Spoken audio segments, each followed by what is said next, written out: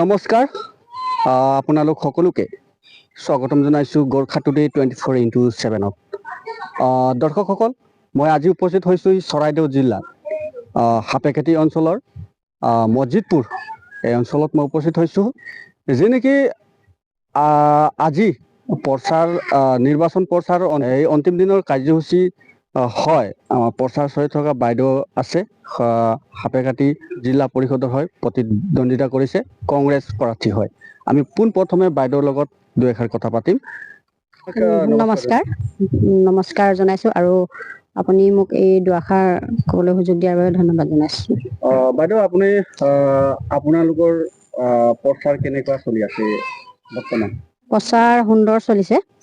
আমি ৰাইজৰ মাজত সোমাবলৈ সক্ষম হৈছোঁ।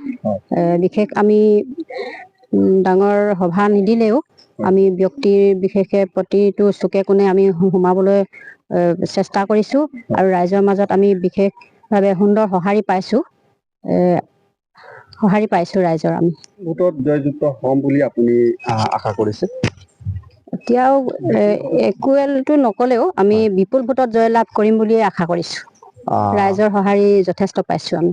আমাৰ ৰাজনৈতিক যুদ্ধ হৈছে, কিন্তু আমি ব্যক্তিগত তেনেকুৱা আক্ষেপ বা আমাৰ তেনেকুৱা ধৰণৰ কোনো শত্ৰুতা নাই, চলি আছে। আমি যিহেতু তেখেতলোক ৰুলিং পাৰ্টি, তেখেতলোকৰ শক্তি সামৰ্থ্য আছে।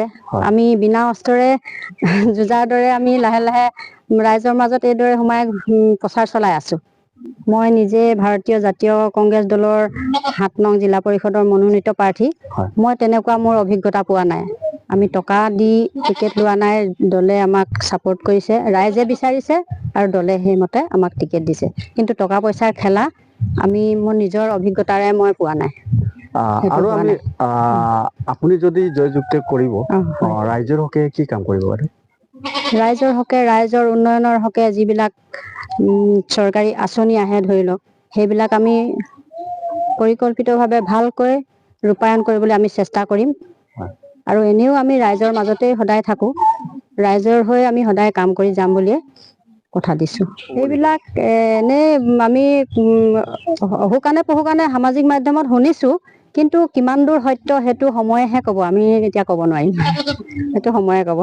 অসমবাসী ৰাইজক আমাৰ এই চেনেল যোগেদি আপুনি কি ক'ব বিচাৰে? অসমবাসী ৰাইজক মই আজি ৰাইজলৈ মই মোৰ তৰফৰ পৰা তেখেতলোকক আশীৰ্বাদ বিচাৰিম আৰু ৰাইজে যাতে আমাৰ কংগ্ৰেছ দলটিক আঁকোৱালি লয় আৰু তেখেতলোকে যাতে আমাক মৰম চেনেহ দিয়ে আৰু অদূৰ ভৱিষ্যতে আমি কংগ্ৰেছ দলটি জীয়াই ৰাখিবলৈ চেষ্টা কৰিম।